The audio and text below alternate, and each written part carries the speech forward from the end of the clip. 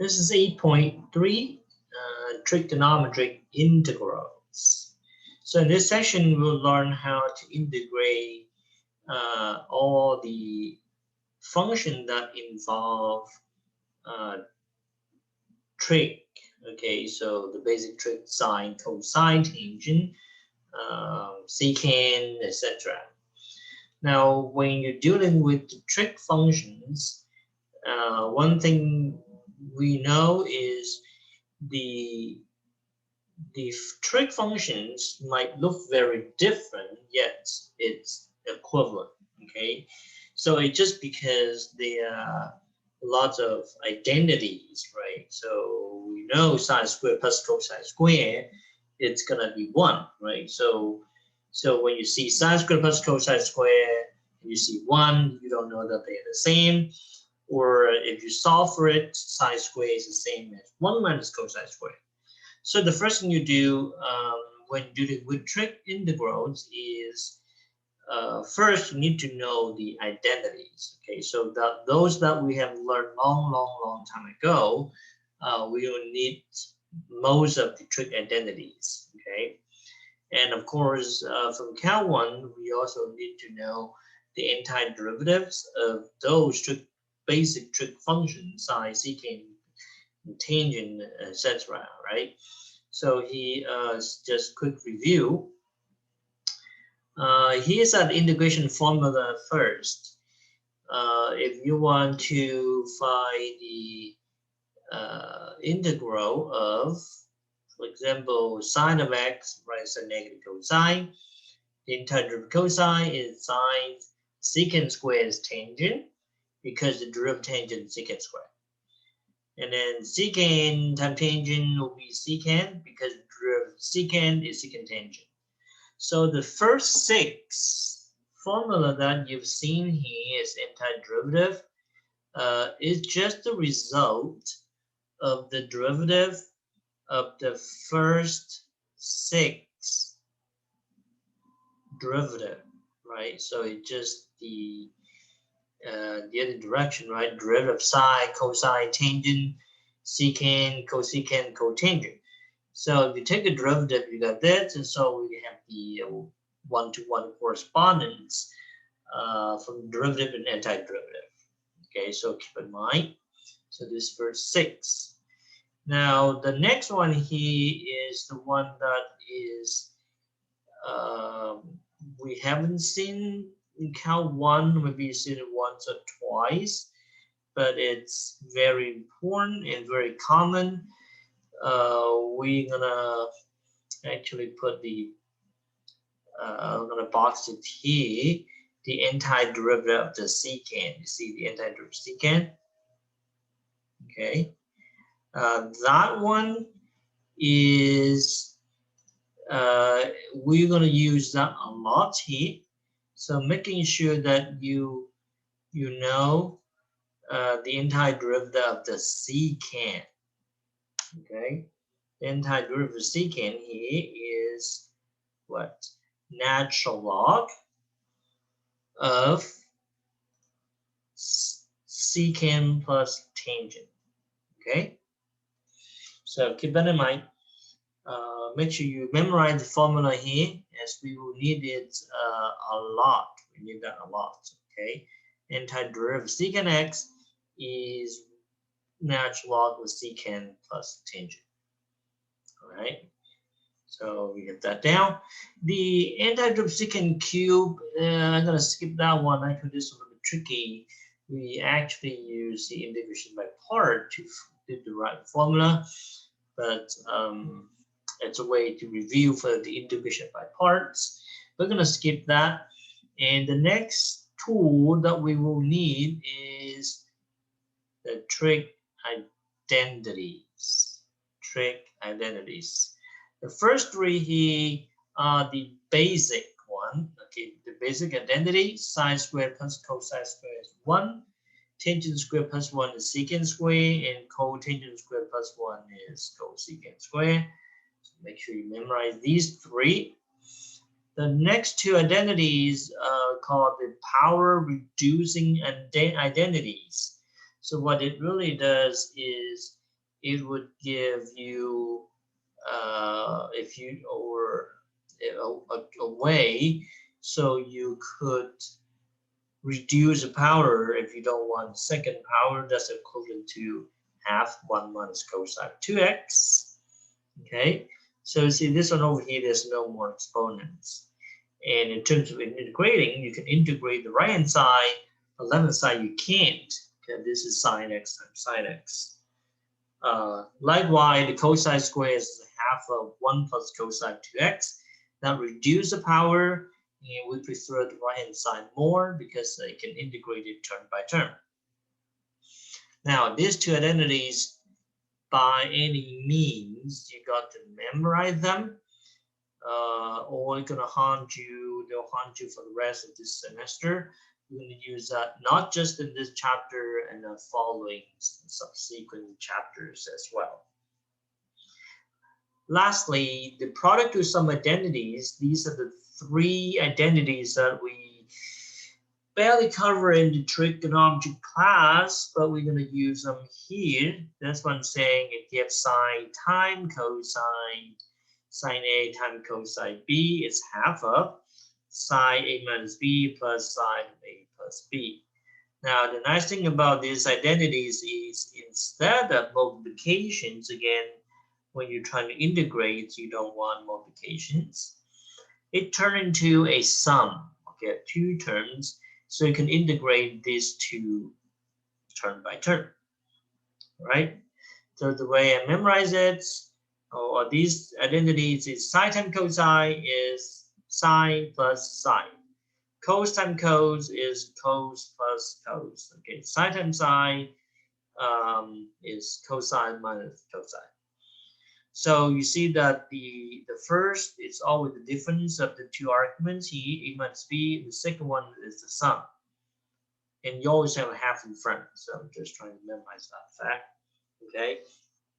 Now, let's see how we can use this to find the integrals of trig function. You see that I have 8 problems here.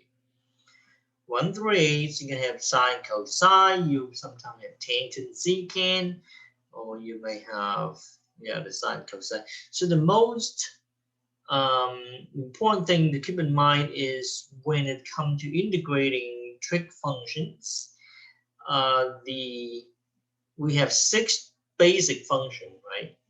So they often come in pairs. So whatever you do, so I'm going to give you a more general strategy. Actually, it's more general strategy.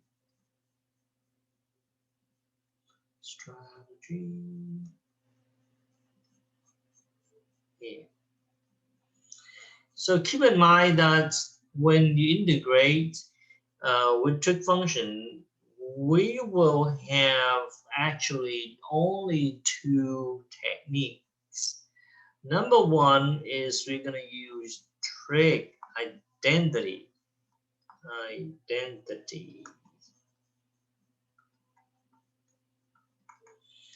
So that is, right, so one of these, okay, often it's one of these. Or the second technique is the substitution.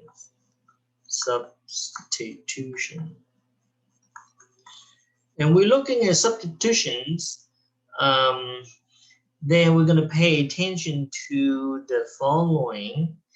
You notice that the derivative of sine is what? Cosine. Derivative of sine is cosine. Derivative of cosine is negative sine. So in some sense, the sine and cosine come hand in hand. So it'll be very useful that when you see in the function, you want to see sine and cosine together. Okay, so you want sine and cosine together, so it's like the couple. Okay, so you don't want to separate them, you want to keep them as a pair. So let me draw a heart shape. See there. Okay. So they're in love. Okay. So you want them to be together. Likewise, if you take the derivative of tangent with derivative tangent, that is secant squared. If you take derivative secant, is secant times tangent.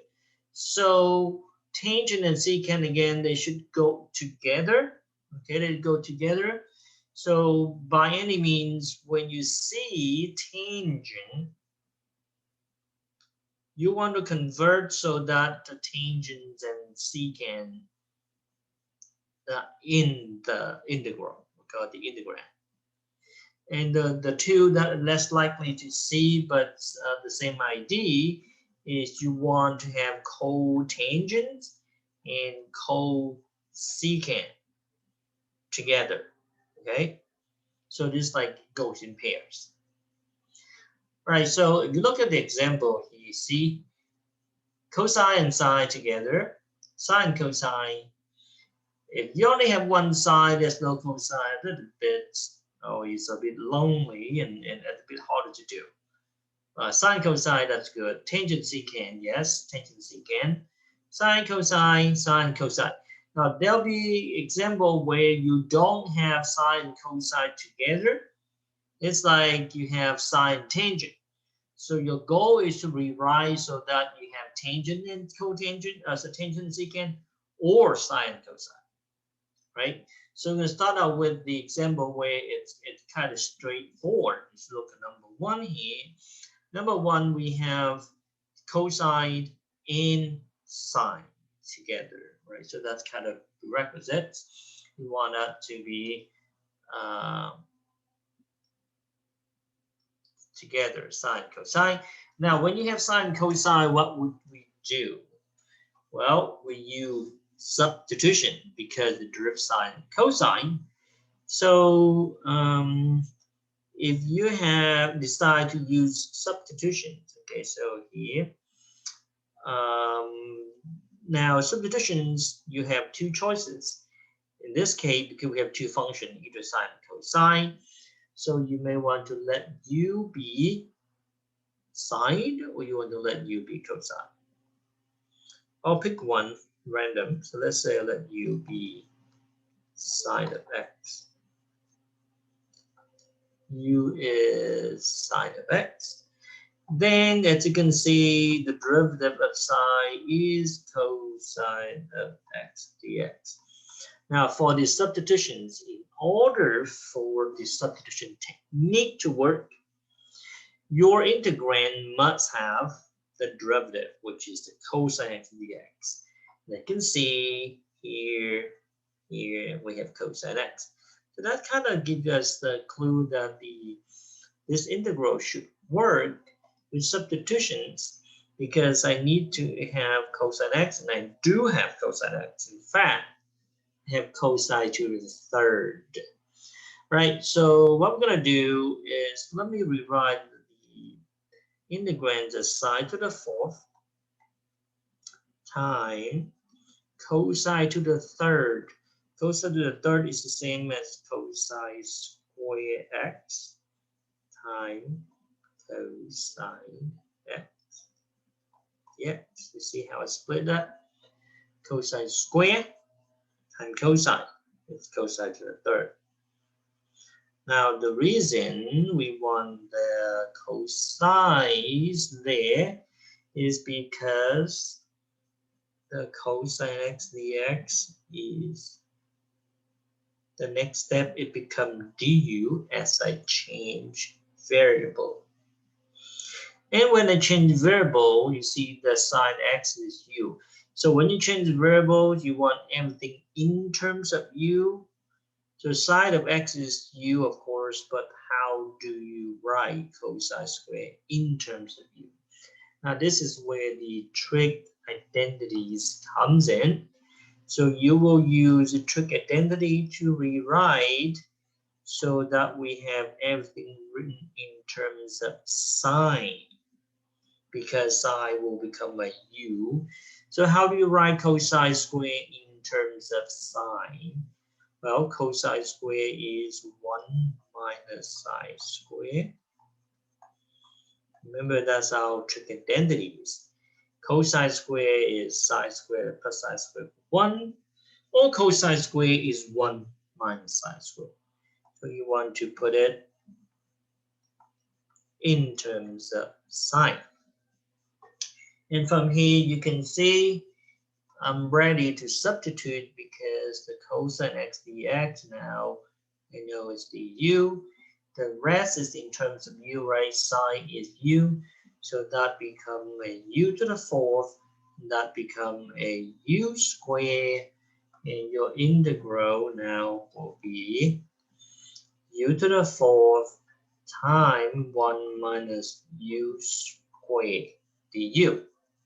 See, that is a substitutions. That way you get rid of all the trig functions. We hope this integral we can handle. Yes, we could, although there's multiplications, but I can get rid of multiplications with no problem. All you do is distribute it in. So you will have u to the fourth times 1, right? And then minus u to the fourth times u squared u to the 6 power du. Now we live in a new world, right? In the u variable, I can integrate that term by term. And that's what I have next. So that becomes what u to the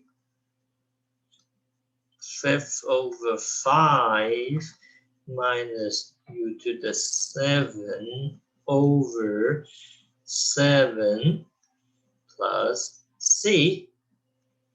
Substitute back, we got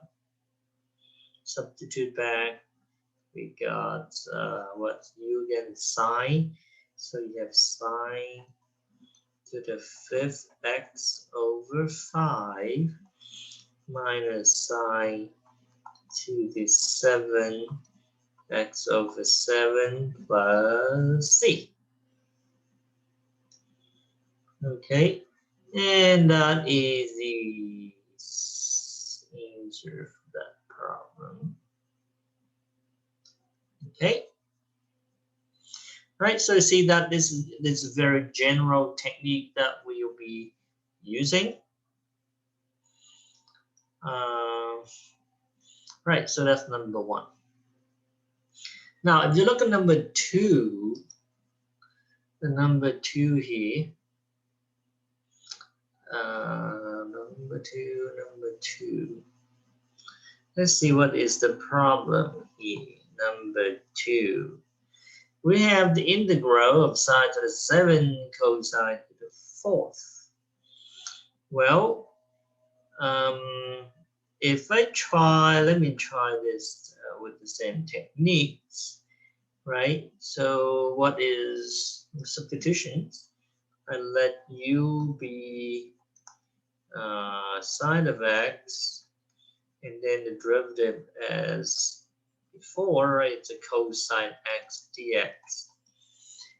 With the cosine x dx, I will rewrite this integral sine to the 7, right? So that's sine to the 7x. Cosine to the 4th, you rewrite cosine to the 4th as cosine qx times cosine x. Right?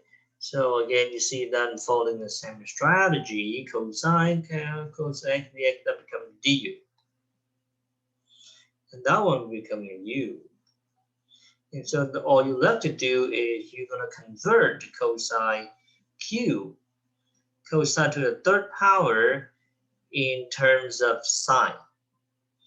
You see, that's what I do. So the difference is this squares the q, and then I use identities here. But if you use identities, how do we rewrite this cosine to the 3rd in terms of sine? Well, there's a bit of an issue here. What's the problem? Look at your identities here, right? If it were cosine square, it's 1 minus sine square. But now we have cosine cube. What can we do? Well, even though you might split that into, okay, even though you split that into cosine square times cosine, right? That's the same as that.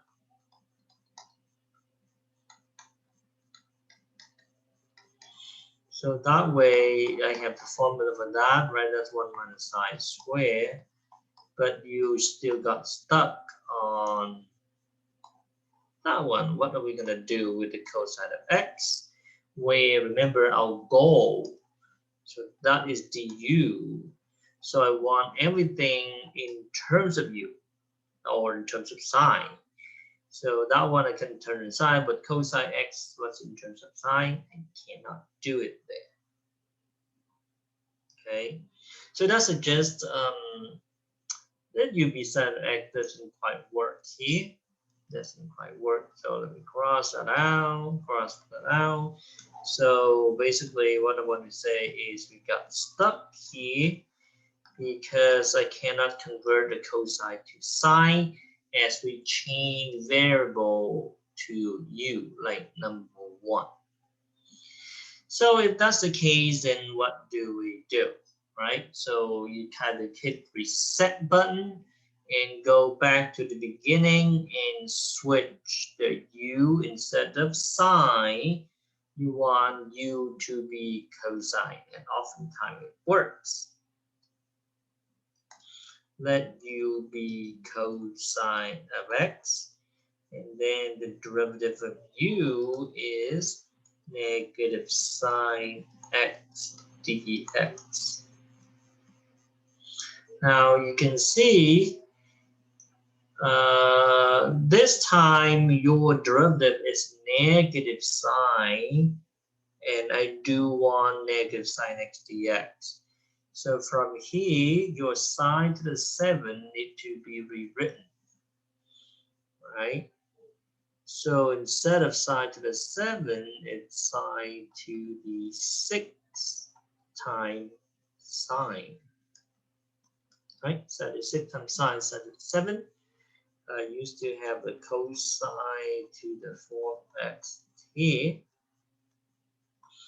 Now, since I got a negative, in fact, you want to write sine to the 7 is negative sine to the 6 times negative sine, right? That negative become positive. So that way you have negative sine x dx that match with this become du. Remember the goal this time is we substitute use cosine. So that means you will need to rewrite everything here in terms of cosine. But again, the same techniques or same identity we use. And if you want in terms of cosine, notice that sine square. Sorry, the cosine square. The cosine square x is 1 minus sine square, right? I'm using that identities there. Notice that we're not using the power reducing identities. Some people are confusing. Just make sure that you know what we want. What we want is we want to rewrite everything so that is in terms of cosine. Actually, I might have it wrong up here. Should be the other way around. I want to write it in terms of cosine. So that means sine square will be 1 minus cosine square, right? So we have what? Sine to the 6.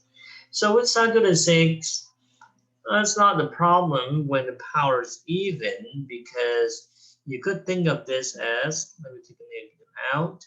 The sine to the 6 isn't it the same as sine square x to the third power. 2 times 3 is 6. Times cosine to the fourth. Times negative sine x dx. Okay. Now when you do this, you can see that is, of course, du. The cosine of x, well, by definition, I'll choose of choice, it is u. And what size square? Well, not quite yet. I think you should have another step here. That is 1 minus cosine square. Okay, so I'm going to write a little step here. So see the sine square by identities, it's the same as 1 minus cosine square there. To the third, right? Sine square is 1 minus cosine square. So as you do, you can see it's negative integral, and 1 minus cosine square is 1. On the right, it's 1 minus cosine is u. So I have 1 minus u squared to the third power times u du. So even though that's a bit ugly here, but you can multiply things out. So technically it is 1 minus u squared times 1 minus u squared times 1 minus u squared. You multiply, combine like terms after you distribute it or FOIL. I'll skip that step. We should end up with just 1 minus 3u squared plus 3u to the fourth, and then minus u to the 6th, u to the 6th times u here. So if you trying to integrate this part after you multiply it out, you still have multiplications there, right? So I can multiply it out, and then we could simplify and go from there. And so to save time, I did it quickly here. After you multiply it out, you can integrate u squared over 2, u to the 4 over 4, u to the 6 over 6, u to the 8 over 8, right? And then you do the substitute back, right? So the cosine u, let's say substitute back, I distribute the negative, negative, positive, and you have that term right first in decreasing order, and then minus u to the 6, it cosine to 6 there. And then in this one with positive 3 cosine to the 4th, and the last one negative cosine square, and that will be the answer. Okay, so you can see the first two problems, let u be sine for that one, let u be cosine of x for the second problem. In general, I just want you to try one way or the other, let u be sine. If it doesn't work, switch, let u be cosine. Okay. There is actually the rule. If you look at strategy at the end of the PowerPoint slide, it mentions here when you have integral with sine to the m and cosine to the n power. You read the book, it says if one of them is odd, just say one sine or cosine factor and express and blah, blah, blah, blah. Okay, so then you substitution. So I don't recommend we memorize this rule because there's a lot of things you have to memorize when we deal with tangent and secant the same way. It's better to understand how and why, and then let you be one it works and why it doesn't work. So that's 1 and 2. Now for number 3, if you look at number 3 here, it's a bit different because number 3 there's no sine cosine present. Okay, so what happened is when there's no cosine present, you cannot use substitution. Right? Let u be sine of x, then the derivative cosine, and we don't have cosine. So for that problem, you cannot use substitutions. So what do we do? Well, if you cannot use substitution, the only option left is trig identities. So the problem here for number 3 is the power, fourth power, because the power means multiplications, and when it comes to integrations, you don't want multiplications, right? So we want to get rid of multiplications, we want to get rid of power. How? Power are reducing identities. So we're going to use one of these two, 1 and or 2 identities, sine square and cosine square. Now I have sine to the fourth that is much higher than the square, but again, I can rewrite it. The sine to the fourth is sine square of x times sine square of x, right? Sine to the fourth is the same as sine square. Then for each of the sine square here, I have the formula 1/2 1 minus cosine 2x. So I use the half, the power reducing identities here to reduce the power. So that one is equivalent to half times 1 minus cosine of 2x. You apply the same thing for the sine square again. That's half times 1 minus cosine of 2x dx. Now half times a half is the 1/4. I can certainly take 1/4 out. And you still have multiplications here. So it looks like we need to FOIL to get multiplications. So as we do, 1 times 1 is 1 minus, you have a cosine of 2 theta, 2x, and then minus another cosine of 2x, so combining like term, it's minus 2 cosine of 2x. Then plus cosine times cosine, we have cosine square of 2x dx. Okay, so you see now we have no more fourth power. It just, that one's good.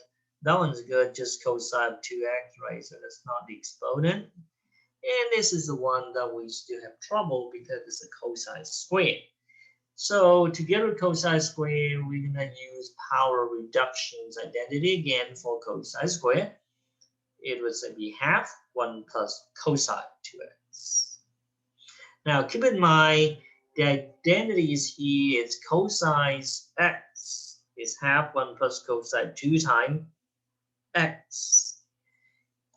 If we have cosine square of 2x there, then it'll be half times 1 plus cosine of, if that were x, it's 2x instead of x instead of 2x there, so that will be 4x, right? So it'll be twice this angle. Okay, so that's what we're using here. It's angle to cosine of 2x, right?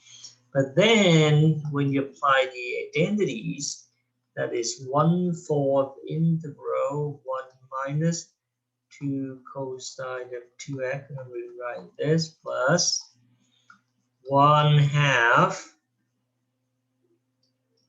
1 plus cosine of twice this, it would be 4x dx.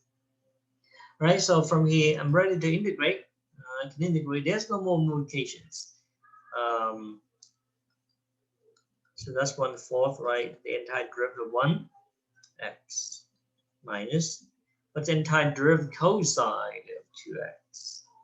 It's sine of 2x. Don't forget, you got the 2 here, and by chain rule you multiply by 2 if we take a derivative, and now we divide by 2 when we take the entire derivative. So let's divide by 2, and plus you have the 1/2 here, 1/2 here, and then the entire derivative of the 1, it's x.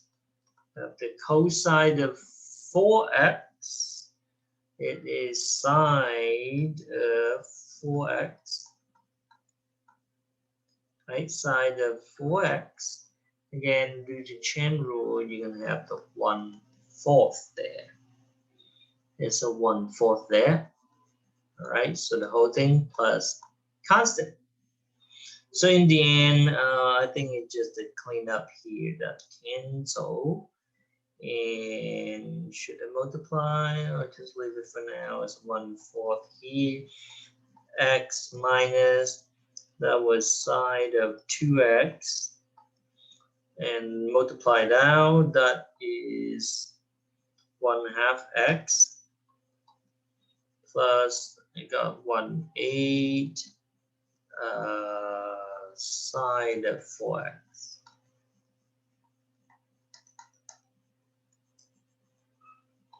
Right, plus constant. So I think that's done. We can clean up here if we want. So I just combine half x and x will be 3/2 x times 1/4 distributed in. This will be 3/8 multiplying the negative 1/4 and multiplying 1/32 sine of 4x. So that's the answer after I clean up. All right. So that finished number 3 there. Now, if you look at number 4, it will be 6 times sine x times cosine x. Okay, 6 sine x cosine x.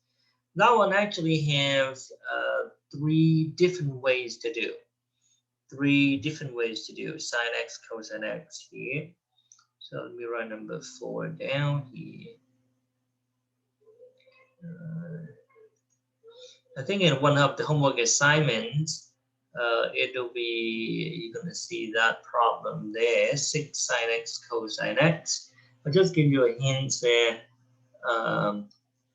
It's going to be part of your assignment. Number 4, what's the integral of 6 sine x cosine x? Now, we have several methods here. The reason is there's no power, first of all, so let's make things a lot easier. So the method 1, that pretty much the same that we did in the first 2 examples. You could use substitutions, right? Let u be sine of x. Sine of x. Then your derivative is cosine x dx. Okay, so you're going to apply and you can see it works. The method 2,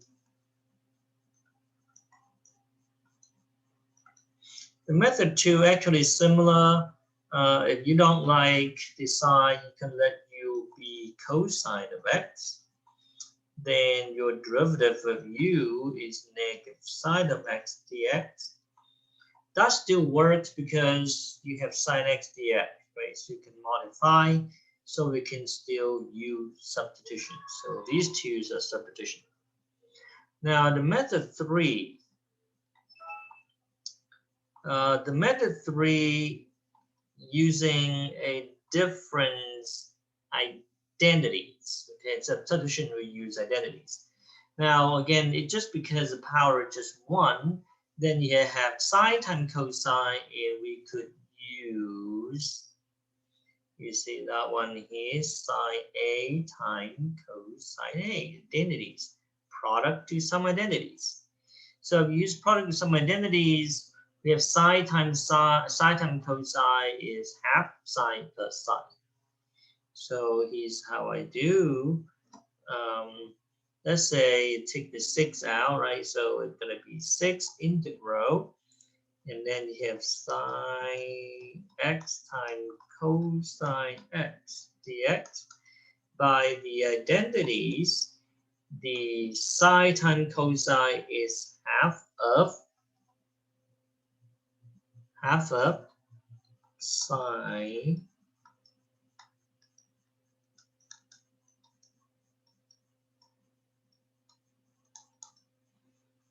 okay, I always do this first, you see. Sine times cosine, half sine plus sine. Half of sine plus sine. Now what happens inside is the difference of these angles and the sum. In this case, it's the same. X will be x minus x versus the x plus x there. So that will give you a new integral. You take the half out, so the 6/2 and simplify there. That will be sine of 0. And that's sine of 2x. Well, sine of 0 is 0, so technically that one's gone, right? So that is 3. And then you can integrate from here, right? So what's the entire derivative of sine? It's negative cosine of 2x. Again, due to chain rule, that's negative half. That's constant. So your answer for that one is negative 3/2 cosine of 2x plus c. Okay, that's number 3. Method 3. And there is another method. It's also important. Later, I didn't put in the identities up there, but it's also important. Method 4. And then you wonder, okay, so what's method 4? Remember, in dealing with trig integral, you only have 2 strategies. See, 1 and 2 is U substitution. If U substitution is not U substitutions, then it's going to be identities.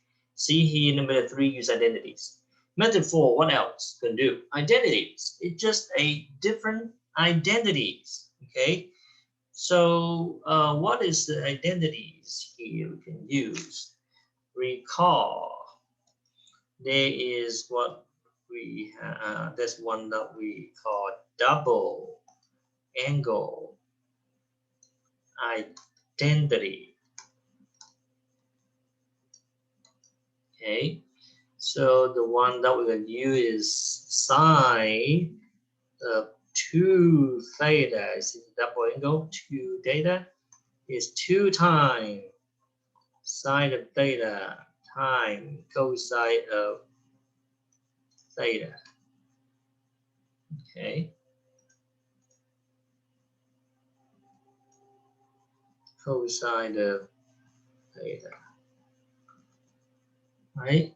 So the integral you see that we have here is perfectly fit because you have 2 sine theta cosine theta, that's sine theta cosine theta. Now to make it easy to apply, why don't I rewrite this as, instead of 6, I'm going to write 3 times the integral 2 sine of theta times cosine theta dx, right? You come to 6. That way I can use 2 sine of cosine theta is sine of 2 theta. Oops, I think my variable here is x. So it would be x instead. Right, so we have 2 sine of x cosine x. And this turn into sine of 2x. And we're going to have integral 3 integral sine of 2x dx. Now you can see it's really 3 sine of 2x is here, 3 sine of 2x. So now it just back to